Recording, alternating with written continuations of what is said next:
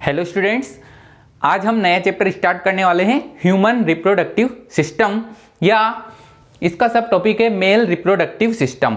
इस चैप्टर में हम बहुत सारे टॉपिक क्लियर करने वाले हैं जो कि एनसीईआरटी में दे रखे हैं, यूनिट 6 चैप्टर नंबर 3। तो इसे सारा पूरा चैप्टर डायग्राम के थ्रू समझेंगे। इसमें कोई थ्योरेटिकल पार्ट हम ऐड नहीं करने वाले हैं। जितना भी थ्योरेटिकल पार्ट है वो सारा डायग्राम के थ्रू कवर करने वाले हैं। एनसीईआरटी में फर्स्ट पेज पे ही इसके सब टॉपिक दे रखे हैं सारे, जैसे कि male reproductive system, female reproductive system, उसके बाद गैमेटोजेनेसिस, मेंस्ट्रुअल साइकिल, और then fertilisation and implantation, then pregnancy and embryonic development, और उसके बाद पार्ट्यूरेशन एंड लैक्टेशन। ये सारे टॉपिक इस चैप्टर में कवर होने वाले हैं। साथ ही जो फर्स्ट पैराग्राफ में कुछ टर्मिनोलॉजी दे रखी हैं जो कि रिप्रोडक्टिव इवेंट्स हैं, उसमें हम देखने वाले हैं गैमेटोजेनेसिस। गैमेटोजेनेसिस में हम स्पर्मेटोजेनेसिस और oogenesis, स्पर्म का निर्माण एंड ओवम का निर्माण, ये देखेंगे। उसके बाद हम देखेंगे इंसेमिनेशन, मतलब मेल गैमेट्स का फीमेल के वेजाइनल ट्रैक्ट में इजेक्ट होना, तो इंसेमिनेशन। उसके बाद हम देखेंगे फर्टिलाइजेशन एंड इम्प्लांटेशन। फर्टिलाइजेशन मतलब मेल एंड फीमेल गैमेट का फ्यूजन होना, फर्टिलाइजेशन, और उनका फीमेल की यूटेराइन वॉल में अटैच होना, जो जाइगोट बनेगा, जो ब्लास्टोसिस्ट स्ट्रक्चर आएगी, उसमें क्लीवेज के बाद जो ब्लास्टोसिस्ट कंडीशन आएगी, उसका फीमेल की यूटेराइन वॉल में अटैच होना, इम्प्लांटेशन, देन प्रेगनेंसी, एंड उसके बाद हम जो नेक्स्ट टर्मिनोलॉजी है वो देखेंगे parturition, embryonic development, parturition and lactation. तो ये सारे रिप्रोडक्टिव इवेंट्स हैं जो कि बुक में डेफिनेशन के साथ दे रखे हैं, हम वहां से इजीली इनको पढ़ सकते हैं। हम डायरेक्ट शुरू करने वाले हैं डायग्राम के थ्रू, कोई थ्योरी ऐड नहीं करने वाला हूं मैं आज। यहाँ पे सारा जो भी टॉपिक है, इसके सब टॉपिक वो सारे डायग्राम के थ्रू समझेंगे, और डायग्राम से ही पूरी एनसीईआरटी की थ्योरी, ये पूरा चैप्टर डायग्राम से ही समझ में आ जाएगा। डायग्राम बहुत इंपॉर्टेंस रखते हैं बायोलॉजी में, और ये चैप्टर भी एक बहुत ही इंपॉर्टेंट बायोलॉजिकल प्रोसेस है, और इसको हम यहाँ पे डायग्राम के थ्रू ही क्लियर करेंगे। तो शुरू करते हैं। फर्स्ट सब topic mail reproductive system. Diagram में मैंने मेल का फ्रंट व्यू लिया है। जैसा कि हम जानते हैं कि जो मेल के रिप्रोडक्टिव ऑर्गन्स हैं वो पेल्विक रीजन में पाए जाते हैं।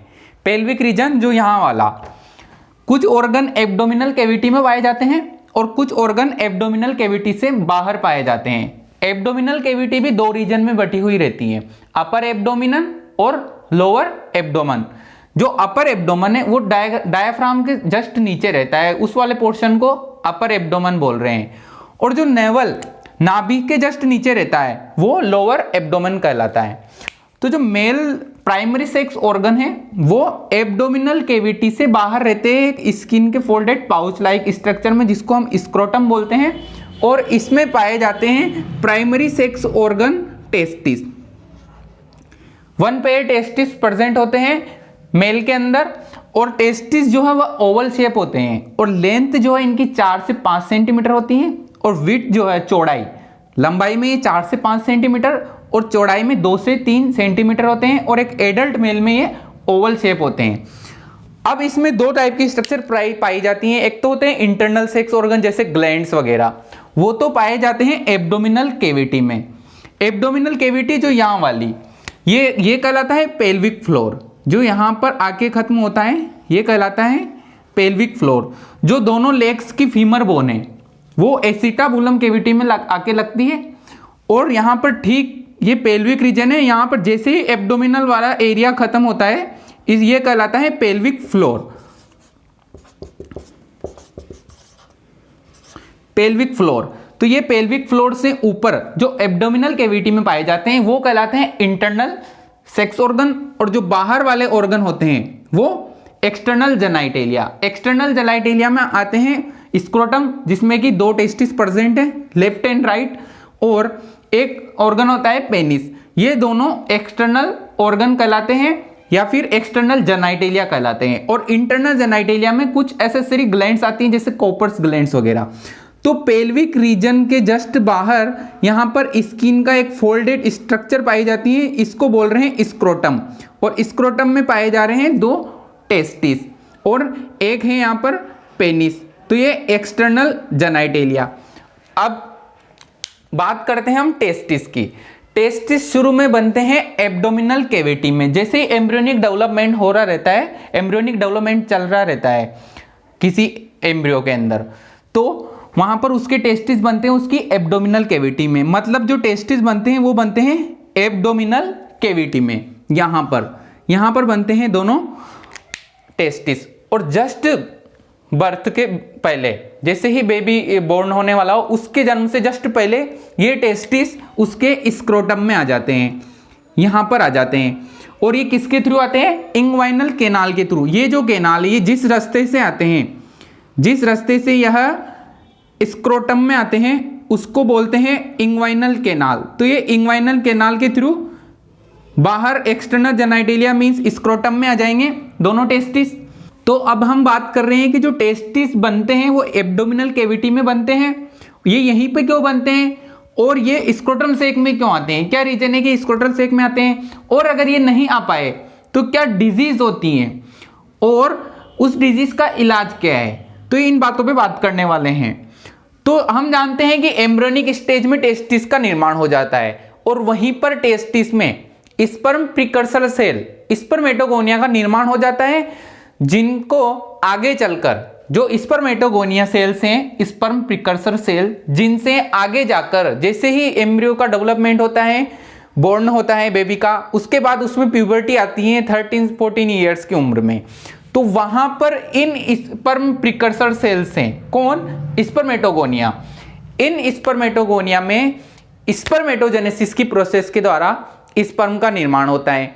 तो टेस्टिस बन कब गए थे? एम्ब्रियोनिक स्टेज में। कितने बने? 2। वहां पर तो ये बन गए।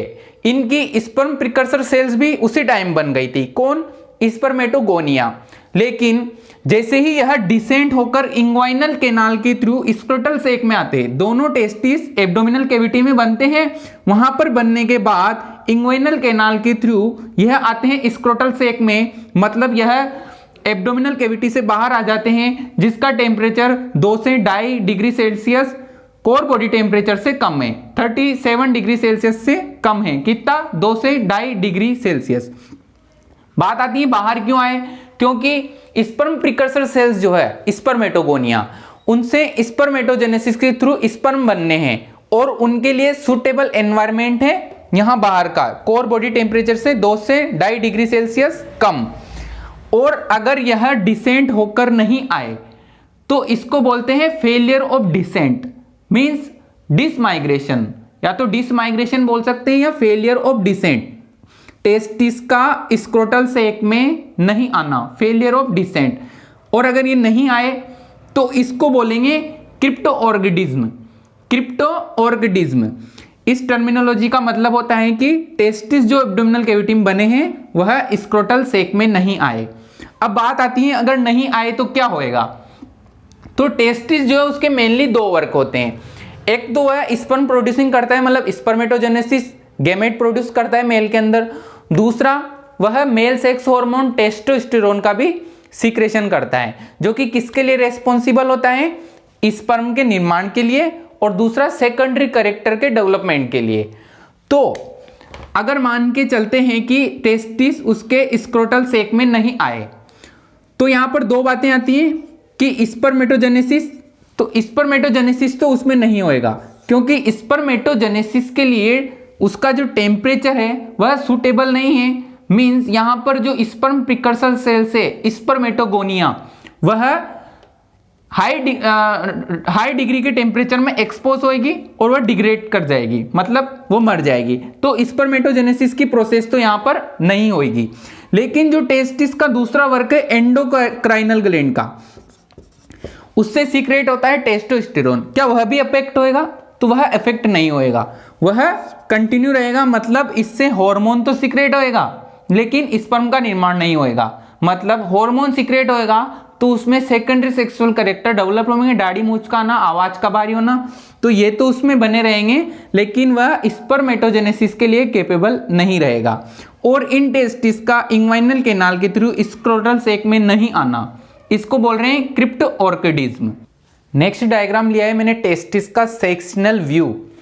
इसको समझने के लिए पहले हम देखते हैं कि ये सेक्शनल व्यू किस साइड से लिया गया है। माना कि ये एक टेस्टिस है, टेस्टिस होता है ओवल शेप, तो एक टेस्टिस है, इसकी लेंथ है 4 से 5 सेंटीमीटर और इसकी चौड़ाई विड्थ है 2 से 3 सेंटीमीटर। तो ये टेस्टिस है और ये इसका अपर पोल, ये इसका लोअर पोल, अपर पोल लोअर पोल, एंटीरियर साइड और पोस्टीरियर साइड जो यहां से आगे से जा रही हो, एंटीरियर साइड पोस्टीरियर साइड, ये वाली सरफेस है। माना कि ये राइट हैंड साइड का टेस्टिस है, राइट साइड का टेस्टिस है, एक टेस्टिस की बात कर रहे हैं हम, जिसमें ये अपर पोल है, ये लोअर पोल है, ये इंटीरियर साइड है और इसके ठीक पीछे पोस्टीरियर साइड है। ठीक है, यहां पर जो ये सरफेस है ये लेटरल सरफेस है और ये वाली सरफेस मिडल सरफेस है। अगर इधर वाला टेस्टिस होता तो ये वाली सरफेस लेटरल सरफेस होती और ये वाली सरफेस मीडियल सरफेस होती है। तो हम बात कर रहे हैं राइट साइड के टेस्टिस की, तो इसमें ये है लेटरल सरफेस और ये मीडियल सरफेस। आगे वाली साइड है एंटीरियर साइड, पीछे वाली साइड पोस्टीरियर साइड, अपर पोल लोअर पोल। अब मैं इसका लॉन्गिट्यूडिनल सेक्शन ले रहा हूं यहां से ठीक बीच में से, ऐसे ही मैं इसका सेक्शन कट करूंगा और ये एज इट इज जैसे ही सेक्शन कट करूंगा, ऐसे सेक्शन कट करूंगा तो ये यहां पर ऐसे रखा हुआ है। ठीक है, ये वाली साइड एंटीरियर साइड, ये पोस्टीरियर साइड, अपर पोल लोअर पोल, और जो लेटरल सरफेस वो पीछे चली गई है और इधर वाली साइड आ गई है, इधर वाली सरफेस आ गई है मीडियल सरफेस। तो सरफेस हमको नजर नहीं आ रही है, हमको सिर्फ अपर पोल लोअर पोल एंटीरियर साइड और पोस्टीरियर साइड नजर आ रही है। आगे समझते हैं इसमें स्ट्रक्चर में क्या क्या मेंशन किया गया है। जो यहां पर आउटर मोस्ट लेयर नजर आ रही है ये है पेराइटल ट्यूनिकल वेजाइनलिस, जो सबसे आउटर है।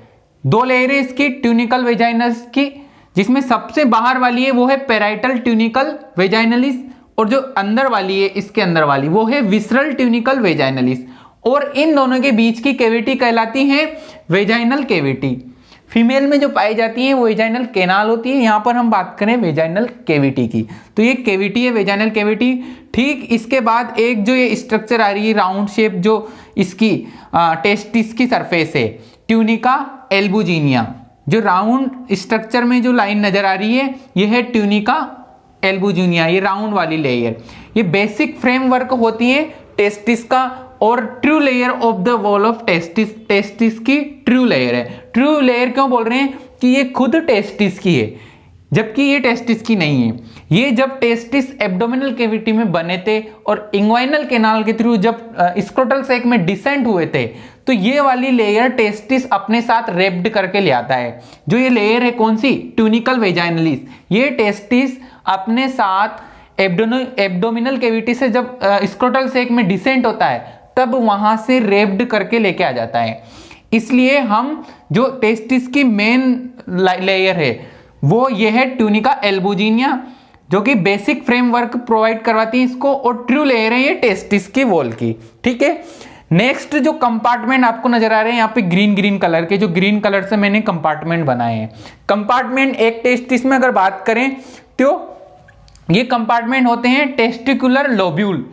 टेस्टिकुलर लोब्यूल 250 होते हैं एक टेस्टिस में, जो टेस्टिस कंपार्टमेंट में बटा हुआ है उसमें टेस्टिकुलर लोब्यूल्स होते हैं 250, और एक सिंगल टेस्टिकुलर लोब्यूल में 3 सेमनीफेरस ट्यूब्यूल्स पाई जाती हैं। मतलब कंपार्टमेंट कितने हुए, 250। कंपार्टमेंट का नाम क्या है, टेस्टिकुलर लोब्यूल। तो एक टेस्टिस में, मेल के एक टेस्टिस में कितने कंपार्टमेंट हैं, 250, जिनका नाम है टेस्टिकुलर लोब्यूल्स। और एक सिंगल कंपार्टमेंट में कितनी सोमनीफेरस ट्यूब्यूल्स हैं, 1 से लेकर 3, 1 से लेकर 3 होती है। जनरली हम 3 मान के चलते हैं, तो एक कंपार्टमेंट में 3 सेमनीफेरस ट्यूब्यूल्स हुई और टोटल कंपार्टमेंट कितने, 250। तो टोटल सेमनीफेरस ट्यूब्यूल्स कितनी हुई, 750, 750। तो 750 750 सेमनीफेरस ट्यूब्यूल्स पाई जाती हैं, और ये स्पर्मेटोजेनेसिस की साइट होती है, साइट ऑफ स्पर्मेटोजेनेसिस। यहां इन ट्यूब्यूल्स की ल्यूमेन में स्पर्म प्रोड्यूस होते हैं, और इन ट्यूब्यूल्स की जो ल्यूमेन है वो 2 टाइप की सेल से लाइंड होती हैं, एक तो सर्टोली सेल्स, एक मेल जर्म लेयर या मेल जर्म सेल्स। 2 टाइप की सेल्स से इसकी जो एपिथेलियम है वो लाइंड रहती है, क्यूबॉइडल सेल्स और कोल्यूमनर सेल्स। कोल्यूमनर सेल्स जो होती हैं वो सर्टोली सेल्स होती हैं, और जो क्यूबॉइडल सेल्स जो होती हैं वो स्पर्मेटोगोनिया सेल्स होती हैं, जो कि मेल जर्म सेल्स हैं, जिनमें स्पर्मेटोजेनेसिस के प्रोसेस के द्वारा स्पर्म का निर्माण होता है। किसमें? सेमनीफेरस ट्यूब्यूल्स में। तो इसकी जो सेल्स हैं, जो इसकी जो एपिथेलियम में वॉल है इसकी ल्यूमेन की, सेमनीफेरस ट्यूब्यूल्स, वो दो टाइप की सेल्स से लाइंड है। कौन सी? सर्टोली सेल्स और जर्म सेल्स। जर्म सेल्स का वर्क क्या हुआ? स्पर्म का प्रोडक्शन करना, स्पर्मेटोजेनेसिस करना। और जो सर्टोली सेल्स है वो क्या है? एज ए नर्स सेल है, जो कि स्पर्म को न्यूट्रिशन प्रोवाइड करवाती हैं, और वो कोल्यूमनर टाइप की सेल्स होती हैं। तो ये बात हो गई यहाँ पर सेमनीफेरस ट्यूब्यूल्स की। सेमनीफेरस ट्यूब्यूल्स किसके अंदर हैं? टेस्टिकुलर लोब्यूल में। और टेस्टिकुलर लोब्यूल की जो वॉल है वो क्या है? ट्यूनिका वेस्क्यूलोसा। ट्यूनिका वेस्क्यूलोसा नाम से पता चल रहा है, वेस्क्यूलोसा मतलब इसमें ब्लड कैपिलरीज का डेंस नेटवर्क पाया जाएगा, ताकि ब्लड की यहाँ पर कमी नहीं रहे, ब्लड अच्छे तरीके से पूरे कंपार्टमेंट में फैला रहे। और इंटीरियर टिश्यू को ये ब्लड सप्लाई करती है। जो भी यहाँ पर इंटीरियर टिश्यू है, लाइक सर्टोली सेल्स, जो स्पर्मेटोगोनिया है, प्राइमरी जर्म सेल, उनको यह ब्लड सप्लाई करती है, हाई ब्लड सप्लाई और डेंस कैपिलरीज का नेटवर्क होता है। साथ ही अगर ब्लड की क्वांटिटी ज्यादा है तो यहाँ पर डिफेंस वाली सेल्स भी रहेगी, जिससे कि WBC, वो सेल्स भी यहाँ पर इम्यूनोलॉजिकल सेल्स, जो कि WBC, वो भी यहाँ पर प्रेजेंट रहेगी, क्योंकि ब्लड की क्वांटिटी ज्यादा है। अब आगे बढ़ते हैं। बात हो गई यहाँ पर टेस्टिकुलर लोब्यूल्स की। अब टेस्टिकुलर लोब्यूल्स से जो नेक्स्ट स्ट्रक्चर नजर आ रही है वो है ट्यूबुलाई रेक्टाई। जो ये ब्लू कलर की है यहाँ पर, वो हर एक कंपार्टमेंट से जो सेमनीफेरस ट्यूब्यूल्स हैं वही मॉडिफाइड होकर ट्यूबुलाई रेक्टाई बनाती हैं। लेकिन ट्यूबुलाई रेक्टाई की संख्या जो है सेमनीफेरस ट्यूब्यूल्स से कम होती है। ये किसका मॉडिफिकेशन है? इन्हीं सेमनीफेरस ट्यूब्यूल्स का। तो ट्यूबुलाई रेक्टाई स्टेटेड फॉर्म में निकल रही है हर एक कंपार्टमेंट में। और कंपार्टमेंट भी एक नजर आ रहा है यहाँ पर, कि जो ये ट्यूनिका एल्बुजिनिया है यही कंपार्टमेंट बना रही है। इससे एक हॉरिजॉन्टल सेप्टा निकला है, और फिर उसके बाद एक लॉन्गिट्यूडिनल सेप्टा निकला है। उसके बाद फिर कई सारे हॉरिजॉन्टल सेप्टा नजर आ रहे हैं। ये हॉरिजॉन्टल सेप्टा ही टेस्टिस में कंपार्टमेंट बना देते हैं। और स्ट्रक्चर में क्लियरली नजर आ रहा है कि जो आगे वाले जो पोर्शन है, एंटीरियर पोर्शन, उसमें जो कंपार्टमेंट बने हुए उसकी साइज ज्यादा है। जो पोस्टीरियर हिस्सा है जिसमें रेटेड टेस्टिस प्रेजेंट है, उसकी साइज कम है। और ये बने किसके मॉडिफिकेशन से? ट्यूनिका एल्बुजिनिया की। एक लॉन्गिट्यूडिनल सेप्टा चला, बाकी सारे हॉरिजॉन्टल सेप्टा चले। इन्हीं हॉरिजॉन्टल सेप्टा से टेस्टिकुलर लोब्यूल्स का निर्माण हुआ, जो कितने हैं? 250। हालांकि डायग्राम में यहाँ पर शायद 4 या 5 नजर आ रहे हैं, तो ये कितने होते हैं? 250। और इनमें पाई जाती है सेमनीफेरस ट्यूब्यूल्स। अब सेमनीफेरस ट्यूब्यूल्स से स्टेटेड फॉर्म में कुछ ट्यूब्यूल्स निकल रही है, जिनका नाम है ट्यूबुलाई रेक्टाई। और ट्यूबुलाई रेक्टाई आगे जाके किस में खुलती है? रेटेटेस्टिस में। रेटेटेस्टिस एक कोइल्ड स्ट्रक्चर होती है, ट्यूब्यूल्स ही होती है। ये एक ही सप्लाई चल रही है पूरी, वहां से लेकर बाहर तक आएंगे, पूरी सप्लाई एक ही है, बस नाम चेंज होने हैं, स्ट्रक्चर चेंज होती जा रही है। तो ये डेंस नेटवर्क है रेटेटेस्टिस। रेटेटेस्टिस से फिर 10 से 20 वासा इफ्रेंसिया निकलती हैं। ये यहाँ पर स्टेटेड फॉर्म में जो ब्लू कलर की नजर आ रही है वो वासा इफ्रेंसिया है। संख्या कितनी हो सकती है? 10 से 20, 10 to 20। तो वासा इफ्रेंसिया खुलती है एक highly coiled dense network of epididymis. इस स्ट्रक्चर का नेम है इपिडिडाइमिस, जो हाईली कोइल्ड डेंस नेटवर्क है किसका? इन ट्यूब्यूल्स का। और इन ट्यूब्यूल्स को क्या बोल रहे हैं? इपिडिडाइमिस। वासा इफ्रेंसिया किस में खुली? इपिडिडाइमिस में। और ये इपिडिडाइमिस हाईली कोइल्ड से धीरे धीरे इसके कोइल खुलते जा रहे हैं, और लास्ट में जाके एक स्टेटेड फॉर्म में वास डिफरेंस में चेंज हो गई। यहां पर क्या थी? वासा इफ्रेंसिया, नाम में चेंज है। ये क्या है? Vas deferens. वास डिफरेंस जो है इंग्वाइनल कैनाल से होती हुई, ये वास डिफरेंस, इधर वाले टेस्टिस से भी एक वास डिफरेंस निकलेगी राइट हैंड साइड से, और लेफ्ट हैंड साइड के टेस्टिस से भी एक वास डिफरेंस निकलेगी, जो कि स्पर्म को कलेक्ट करके कहां ले जाती है? ये जो वास डिफरेंस हैं ये एब्डोमिनल कैविटी में रन करती हैं। टेस्टिस से निकलते हुए, टेस्टिस के लोअर पोल से पोस्टीरियर साइड से निकलते हुए यह एब्डोमिनल कैविटी में जाती हैं। किसके थ्रू? इंग्वाइनल कैनाल के थ्रू। इंग्वाइनल कैनाल के थ्रू यह एब्डोमिनल कैविटी में जाती हैं, और यूरिनरी ब्लैडर के पीछे से लूप बनाते हुए वापस नीचे उतर के आगे जाके यूरेथ्रा में खुलती है, और यूरेथ्रा से पेनिस में। तो ये इसकी सप्लाई रहती है। अगर हम स्पर्म प्रोडक्शन की बात करें तो स्पर्म प्रोडक्शन हो रहा है सेमनीफेरस ट्यूब्यूल्स में, तो ये है स्पर्म प्रोडक्शन की साइट। अगर हम इसका पैसेज में नंबर डालें तो फर्स्ट ये है सेमनीफेरस ट्यूब्यूल्स, जहां पर कि स्पर्म का प्रोडक्शन हो रहा है। यहां से स्पर्म्स बने किसके द्वारा? स्पर्म प्रिकर्सर सेल्स स्पर्मेटोगोनिया के द्वारा। यहां से स्पर्म बनेंगे, उसके बाद जो है यह कहां जाएंगे? ट्यूबुलाई रेक्टाई में। ट्यूबुलाई रेक्टाई हो गई सेकंड स्ट्रक्चर जहां स्पर्म आएंगे। उसके बाद ट्यूबुलाई रेक्टाई से ये आएंगे रेटेड एस्टिस में, और रेटेड एस्टिस से ये कहां पे आएंगे? 10 से जो 20 वासा इफ्रेंसिया है इसमें आएंगे। तो फोर्थ नंबर ये यहां पर आ गए स्पर्म, और यहां से यह कहां जाएंगे? इपिडिडाइमिस में, highly coil dense network of tubules epididymis, यहां पर आ जाएंगे। तो 5 स्ट्रक्चर।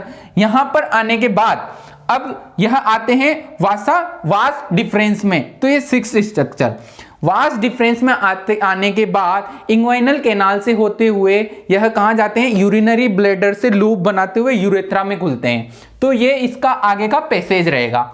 अब बात करते हैं यहां पर 2-3 टर्मिनोलॉजी की। जो इपिडिडाइमिस है ये क्या प्रोवाइड करता है? स्पर्म को फंक्शनल मैच्योरेशन। स्पर्म जो सेमनीफेरस ट्यूब्यूल्स में बनते हैं वो नॉन फंक्शनल होते हैं, फंक्शनल नहीं होते हैं, और नॉन मोटाइल होते हैं। वो मतलब वो फंक्शनल नहीं है, अभी वो कोई काम के नहीं है। उनको फंक्शनल बनाने के लिए जैसे ही स्पर्म ट्यूबुलाई रेक्टाई से होते हुए रेटेड एस्टिस में आता है, और रेटेड एस्टिस से वासा इफ्रेंसिया, और वासा इफ्रेंसिया से जब यह इपिडिडाइमिस में आता है, तो यहां पर फर्स्ट काम होता है कि स्पर्म को फंक्शनल मैच्योरेशन होता है। उसके कैल्शियम चैनल को ऑन कर दिया जाता है, जिससे कि उसकी टेल में मूवमेंट होने लग जाता है और वह फंक्शनल हो जाते हैं। और यहीं पर स्टोरेज किया जाता है, क्योंकि स्पर्म जो है वह लगातार बनते रहते हैं लेकिन लगातार इजेकुलेट नहीं होते हैं, तो उनकी संख्या यहाँ पर ज़्यादा बढ़ती रहती है, तो उनका यहीं पर स्टोरेज होता है। स्पर्म का स्टोरेज कहाँ होता है? इपिडिडाइमिस में, और यहीं पे उनका फंक्शनल मैच्योरेशन होता है, उनकी टेल को मूवमेंट करने के लायक बनाया जाता है। उसके बाद अब वो रेडी नहीं है इजिकुलेट के लिए, क्योंकि वो 24 घंटे रेडी नहीं रहते, तो 24 घंटे उनको इजिकुलेट नहीं किया जाता है, तो अब उनका मैच्योरेशन हो गया। अब वह अपनी एनर्जी का लॉस नहीं कर दे, अपनी एनर्जी का हास नहीं हो जाए, तो उनकी एनर्जी को कंजर्वेटिव रखने के लिए उनकी एनर्जी के कंजर्वेशन किया जाता है यहाँ पर, और उनको इनहिबिशन कर दिया जाता है। स्पर्म का इनहिबिशन कर दिया जाता है ताकि वह अपनी एनर्जी का लॉस नहीं करे। और जब वह एजिकुलेट किए जाते हैं, तो जब वह एजिकुलेट किए जाते हैं वास डिफरेंस के बाद यूरेथ्रा में जाएंगे, यूरेथ्रा से पेनिस, और पेनिस से फीमेल के वेजाइनल ट्रैक्ट में एजिकुलेट कर दिए जाएंगे, जिसको हम बोलते हैं इंसेमिनेशन। तो इंसेमिनेशन के बाद जब मेल गैमेट्स मतलब स्पर्म फीमेल के वेजाइनल ट्रैक्ट में जाते हैं, तो वहां पर उनका कैपेसिटेशन होता है, मींस वहां जाके वह दोबारा फंक्शनल फीचर गेन कर लेते हैं, वो फंक्शनल हो जाते हैं, तो वहां पर जाके उनका कैपेसिटेशन होता है। तो क्वेश्चन बनता है यहां पर कि स्पर्म का कैपेसिटेशन कहां पर होता है? तो स्पर्म का कैपेसिटेशन होता है फीमेल के वेजाइनल ट्रैक्ट में, जहां पर वह फर्टिलाइजेशन आगे जाके फर्टिलाइजेशन परफॉर्म कर पाते हैं। तो ये इसके बेसिक फीचर थे। अब यहाँ पर और भी क्वेश्चन बन सकते हैं, जैसे कि अगर ट्यूबुलाई रेक्टाई को कट कर दिया जाए या ट्यूबुलाई रेक्टाई को ब्लॉक कर दिया जाए, तो स्पर्म का मूवमेंट कहां से कहां नहीं होएगा? तो स्पर्म का मूवमेंट सेमनीफेरस ट्यूब्यूल से रेटेड एस्टिस में नहीं हो पाएगा। क्यों? क्योंकि ट्यूबुलाई रेक्टाई को ब्लॉक कर दिया गया है। दूसरे क्वेश्चन की अगर बात करें तो बन सकता है कि अगर हम वासा इफ्रेंसिया को कट कर दें या ब्लॉक कर दें, तो स्पर्म कहां से कहां तक नहीं पहुंच पाएंगे, तो स्पर्म रेटेड एस्टिस से इपिडिडाइमिस में नहीं पहुंच पाएंगे। तो इसके जनरल क्वेश्चन बनते हैं। क्वेश्चन बन सकता है स्पर्म का मैच्योरेशन कहां होता है? तो इपिडिडाइमिस में। इनहिबिशन कहां होता है? तो इपिडिडाइमिस में। कैपेसिटेशन कहां होता है? तो फीमेल के वेजाइनल ट्रैक्ट में। तो ये इसके बेसिक फीचर थे स्ट्रक्चर में, जो कि एनसीईआरटी में भी मेंशन कर रखे हैं।